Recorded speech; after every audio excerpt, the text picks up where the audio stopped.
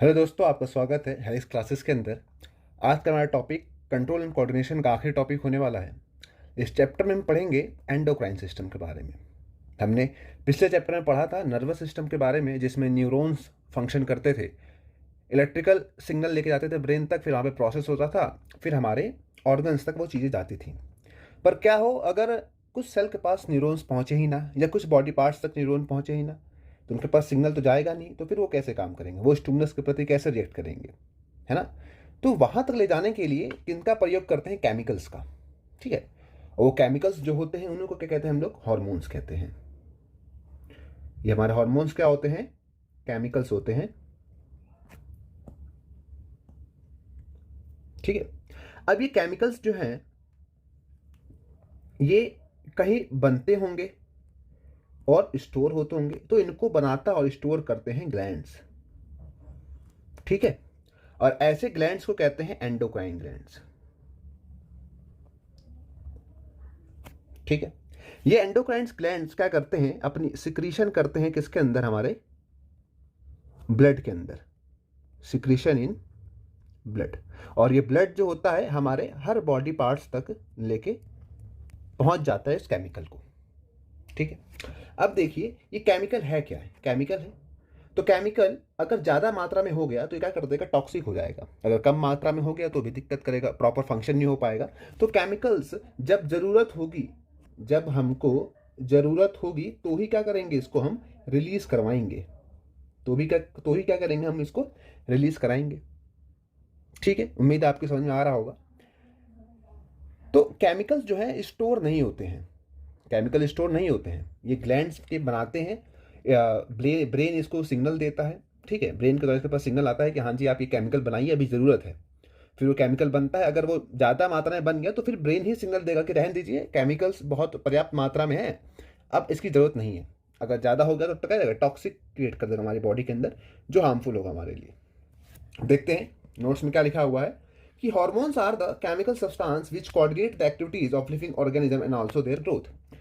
Hormones क्या होते हैं? केमिकल सब्सटेंस होते हैं जो कि कोऑर्डिनेट करते हैं हमारे डेली एक्टिविटीज को, और हमारे जो ग्रोथ होता है उसको भी देखते हैं ये। ठीक है। अब एंडोक्राइन ग्लैंड्स क्या होते हैं? मैंने आपको बताया एंडोक्राइन्स वो ग्लैंड होते हैं जो हॉर्मोन्स को रिलीज करेंगे किसके अंदर? ब्लड के अंदर। ठीक है। तो these gland secrete their product hormone into the blood stream. Okay. ठीक है। कुछ एग्जांपल देखते हैं हम हार्मोन्स के और उनके ग्लैंड के, उनका फंक्शन क्या होता है। तो सबसे पहला हमारा एग्जांपल आता है किसके बारे में? थायरोक्सिन हार्मोन के बारे में। जो थायरोक्सिन हार्मोन होता है वो एंडोक्राइन ग्लैंड होता है, वो रिलीज करता है हमारा थायराइड ग्लैंड। ठीक है। इसकी लोकेशन होती है हमारी नेक वाले रीजन में, और इसका काम होता है मेटाबॉलिज्म को रेगुलेट करना। इसको समझते हैं क्या? कि ये देखिए हमारा हो गया थायराइड ग्लैंड। ठीक है। एस शेप का होता है ये हमारा एस शेप का है, और ये हमारी क्या है? ट्रैकिया के ऊपर है, नेक वाले पोर्शन के ऊपर थायराइड ग्लैंड लगा है जो रिलीज करता है थायरोक्सिन। ठीक है। अब ये थायरोक्सिन जो होता है ये रेगुलेट करता है किसको? मेटाबॉलिज्म को। किसको रेगुलेट करता है? मेटाबॉलिज्म को। और मेटाबॉलिज्म मतलब होता है केमिकल रिएक्शन। जो हमारी बॉडी में जो भी केमिकल रिएक्शन हो रही है उसको क्या कहूंगा मैं? मेटाबॉलिज्म कहूंगा। और केमिकल रिएक्शन क्या है? जैसे फॉर एग्जांपल रेस्पिरेशन। ग्लूकोज का क्या करते हैं उसके अंदर? हम लोग ब्रेक डाउन करते हैं, फैट का ब्रेक डाउन करेंगे, प्रोटीन का ब्रेक डाउन करेंगे, तो ये सब कौन रेगुलेट करेगा? थायरोक्सिन ही रेगुलेट करेगा। अगला देखते हैं ग्रोथ हार्मोन के बारे में। तो ये है हमारा ग्रोथ हार्मोन, रिलीज कौन करेगा? हमारा पिट्यूटरी ग्लैंड। ये मास्टर ऑफ द ग्लैंड है। मास्टर ग्लैंड क्यों कहा जा रहा है? बिकॉज जितने भी ग्लैंड हैं इसके कंट्रोल में आते हैं। अगर ये बोलेगा सिक्रिएट करो तो सिक्रिएट करेंगे, अगर ये बोलेगा रोको तो ये ग्लैंड्स रोक देंगे। तो सबका ये क्या है? मास्टर, इसके कहने पे ये चलती हैं। ठीक है। तो ये क्या कहाँ पे सिचुएटेड होता है? मिड ब्रेन में सिचुएटेड होता है। ये क्या करता है? डेवलपमेंट करता है किसकी? ग्रोथ को दिखाता है, ये मतलब रेगुलेट करता है। अब देखिए क्या करता है? ये ग्रोथ कराता है। तो ग्रोथ किसकी वजह से हो पाती है ह्यूमन के अंदर? या तो मसल का साइज बढ़ेगा या तो आपके बोन का साइज बढ़ेगा। तो क्या हुआ? पिट्यूटरी ग्लैंड ने रिलीज करा क्या? Growth hormone. और ये ग्रोथ हार्मोन जो है वो कहाँ जाके काम करेगा? हमारा मसल और बोन के पास। मसल पे काम करेगा और बोन पे काम करेगा, मतलब उसकी इलोंगेशन करेगा बोन की, और मसल्स की प्रोटीन के अंदर, मसल के अंदर प्रोटीन सिंथेसिस बढ़ाएगा, जिसकी वजह से मसल का साइज इंक्रीज होगा। ठीक है। अगला बात करते हैं एड्रेनलिन। ठीक है। ये सिक्रीट होता है हमारा एड्रेनल ग्लैंड से, किडनी के ऊपर होता है। इसको समझे अगर, तो अगर ये हमारी किडनी हो गई, दोनों ही किडनी के ऊपर होता है। ठीक है। ये हमारी बीन शेप किडनी हो गई, जस्ट किडनी के ऊपर ही हमारा क्या मौजूद होता है? ये एड्रेनल ग्लैंड मौजूद होता है, तो एबव द किडनी होता है। ये क्या करता है हमारा, ये कब काम आएगा, ये भी इमरजेंसी में काम आएगा। जैसे आपके पीछे कुत्ता पड़ गया, ठीक है, कुत्ता पड़ने की वजह से क्या होंगे, आप बहुत तेज भागेंगे। जब बहुत तेज भागेंगे तो आपके पैरों को एनर्जी ज़्यादा चाहिए, जिसकी वजह से आपकी क्या होगा, ब्लड सर्कुलेशन बढ़ेगा, हार्ट बीट तेज हो जाएगी, है ना। उससे क्या होगा, बीपी भी हमारा बढ़ेगा। और आपको बहुत तेज जब भागेंगे तो आपको जो पैर के मसल्स हैं उनको ज़्यादा एटीपी भी चाहिए होगा, है ना। जब ज़्यादा एटीपी चाहिए होगा तो क्या होगा, मेटाबॉलिज्म भी तो ज़्यादा बढ़ेगा ना, क्योंकि ब्रेक डाउन भी ज़्यादा करना पड़ेगा हमें ग्लूकोज का, ठीक है। तो यहाँ पे लिखा है regulation of blood pressure, heat. अब देखिए हीट क्या है, जब आपका मेटाबॉलिज्म बढ़ेगा तो साथ में क्या निकलेगी, एनर्जी निकलेगी, है ना। तो एनर्जी क्या है, हीट ही तो है। तो क्या होगा, हीट भी बढ़ेगा, सॉरी हार्ट बीट है, वैसे हीट भी बढ़ेगा और हमारा हार्ट बीट भी तेज होगा, कार्बोहाइड्रेट मेटाबॉलिज्म होगा। बिकॉज देखिए सबसे इजीली टूट जाता है कौन, कार्बोहाइड्रेट, सबसे जल्दी टूटता है कार्बोहाइड्रेट, ठीक है। सबसे देर में टूटता है हमारा प्रोटीन। फिर अगला बात करते हैं हम लोग क्या, इंसुलिन। इंसुलिन कहाँ कौन सीट करता है, पैंक्रियास। कहाँ होता है, ब्लो स्टमक होता है। और क्या करता है, ये हमारे शुगर लेवल को मेंटेन करता है। ये आने वाले इसी वीडियो में आगे डिटेल में इसको समझाऊंगा कैसे क्या करता है। अगला बात करते हैं हम लोग टेस्टोस्टेरोन के बारे में, ठीक है। टेस्टोस्टेरोन जो होता है ये हमारा होता है मेल हार्मोन। क्या होता है हमारा ये, मेल हार्मोन, ठीक है। ये मेल हार्मोन के अंदर सेकेंडरी सेक्सुअल कैरेक्टर ग्रो करता है। मतलब कि आपने देखा होगा छोटे बच्चों को दो रख दूं मैं, मेल और फीमेल, तो आप उसको डिफरेंशिएट नहीं कर पाओगे, ठीक है। हालांकि जैसे ही वो प्यूबर्टी में आते हैं तो उनको डिफरेंशिएट कर लोगे, ठीक है, on the basis of body structure या उनके वॉइस से भी आप कर लोगे। तो ऐसा होता है कि जैसे प्यूबर्टी में आते हैं तो हमारे टेस्टिस क्या बनाते हैं, टेस्टोस्टेरोन बनाने लगते हैं, जिसकी वजह से हमारा क्या आता है, सेकेंडरी सेक्सुअल कैरेक्टर दिखाई देने लगते हैं। और ये नहीं है ये सिर्फ मेल में ही मिलेगा, ये हार्मोन जो है हमारे फीमेल में भी देखने को मिलता है।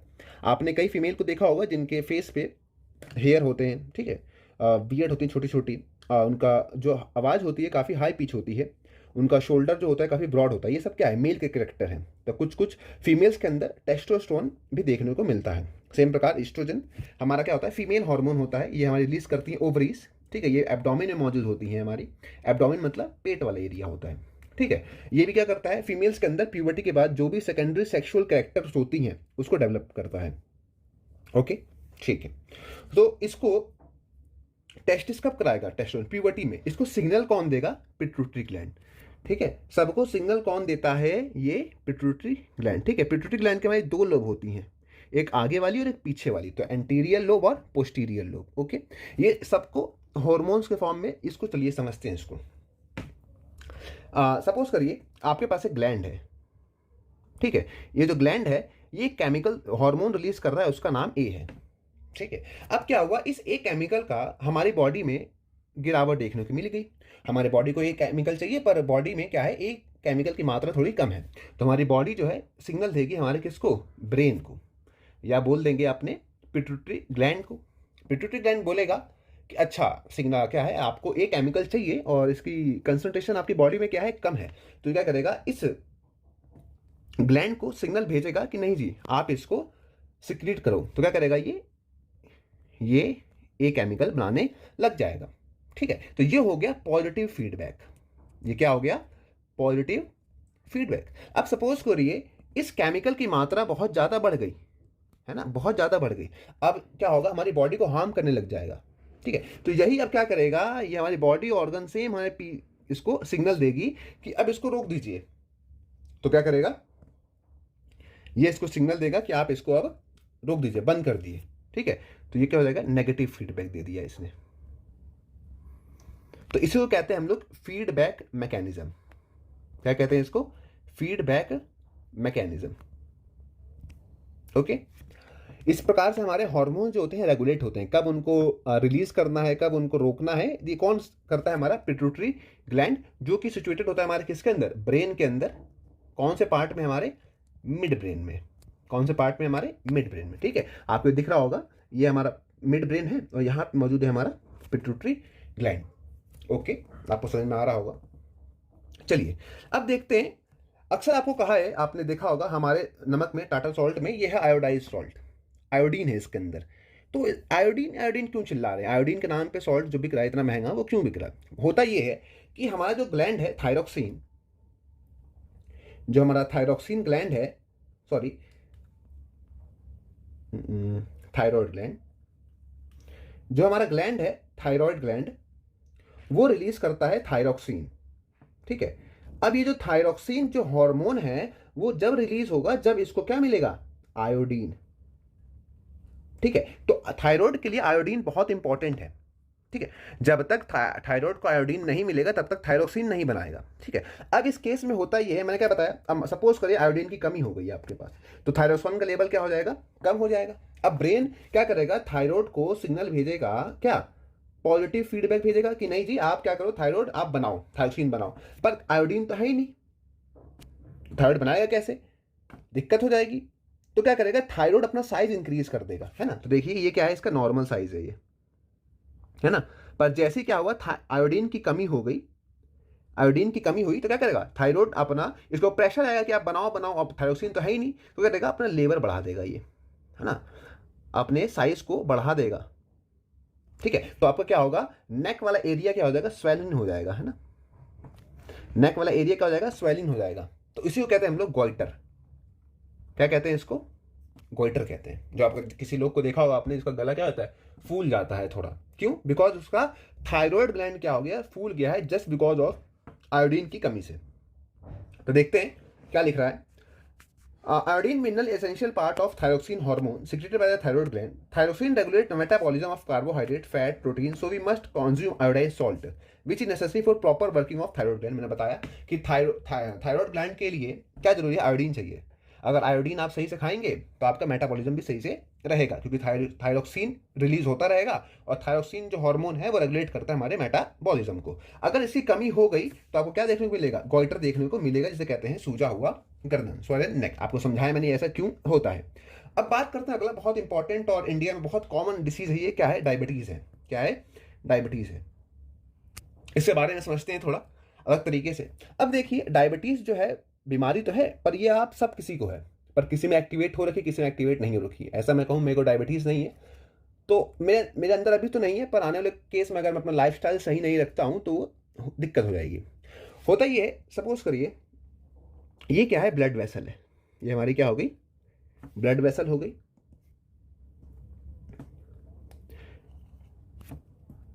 इस ब्लड वेसल में क्या मौजूद है, ग्लूकोज मौजूद होगा, तो ये हमारी हो गई ब्लड वेसल। ठीक है, इस ब्लड वेसल में, क्योंकि अब देखिए जो भी हमारा खाना एब्जॉर्ब होता है वो कहाँ मौजूद होगा, हमारे ब्लड में, तो ये क्या हो गया, ग्लूकोज हो गया। ठीक है, अब इस ग्लूकोज को जाना कहाँ है, हमारे सेल के पास। अगर यहां बना दूं मैं सेल, कहां जाना है इसको, सेल के पास जाना है। अब ये ग्लूकोज जो है कहां जाएगा, सेल के पास। पर इतना आसान नहीं है, ये ऐसे नहीं जाएगा। ग्लूकोज जो जाएगा वो इंसुलिन की प्रेजेंस में जाएगा। ठीक है, मतलब इंसुलिन क्या करेगा, इस ग्लूकोज को पकड़ेगा और सेल के अंदर डालेगा। अगर इंसुलिन नहीं होगा तो ये ग्लूकोज भी अंदर नहीं जाएगा। बात समझ आ रही है, मतलब ग्लूकोज को सेल के अंदर भेजना है आपको तो इंसुलिन जरूरी है। पर डायबिटीज में क्या होता है, हमारा डायबिटीज में होता यह है कि इंसुलिन बनना बंद हो जाता है, इंसुलिन बनना बंद हो जाता है, फॉर्मेशन ऑफ इंसुलिन बंद हो जाता है। क्यों, बिकॉज देखिए जो इंसुलिन बनता है, सॉरी कहां पे थे हम लोग, हाँ, डायबिटीज में क्या होता है, इंसुलिन बनना बंद हो जाता है, इंसुलिन जो है वो नहीं बनता है। क्यों नहीं बनता है, बिकॉज जो इंसुलिन को बनाती है वो पैंक्रियाज के अंदर हमारे सेल होते हैं, अल्फा सेल और बीटा सेल, ये क्या होते हैं, डिस्ट्रॉय हो जाते हैं। हमारी बॉडी इसे खुद ही मार देती है, इसे कहते हैं ऑटो इम्यून डिसऑर्डर।